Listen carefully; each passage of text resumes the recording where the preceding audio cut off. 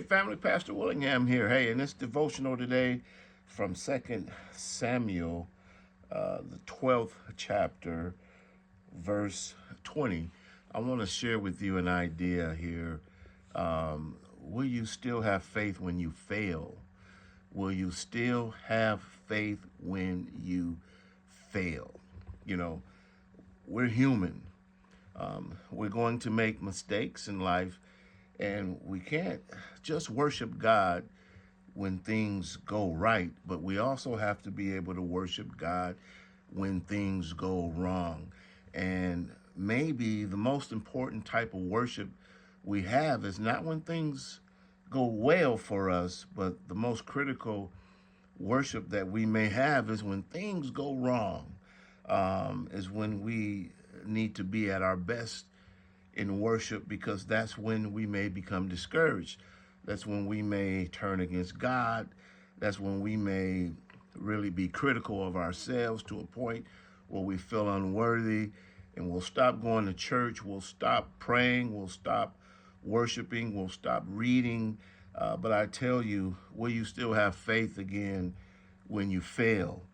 And I ask this question here again because looking again, 2 Samuel, 12th chapter, verse 20, there's a scenario here with King David. King David had sinned. He'd had a child with Bathsheba, another man's wife, which was obviously a terrible thing. But David, when the child was born, God allowed the child to become sick. David fasted. He prayed for 7 days for this child, but God still allowed that child to die. And David, rather than becoming discouraged in his failure, he rose up from the earth.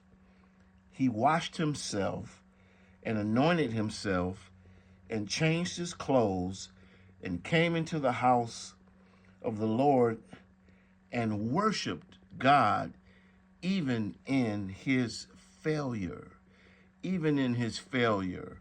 And so that's my word for you today. You know, if there's some way you failed, if there's some way you've fallen short, don't allow that to discourage you from worshiping. Make sure it's easy, to have faith and worship when things go well. But be sure that even when you fall short, that you maintain your faith, that you maintain your worship, and that you maintain your study, that you maintain your prayer, that you maintain your spiritual practices and your relationship with God, even when you fail. That's the most important time for you to worship. And so, hey, God bless you.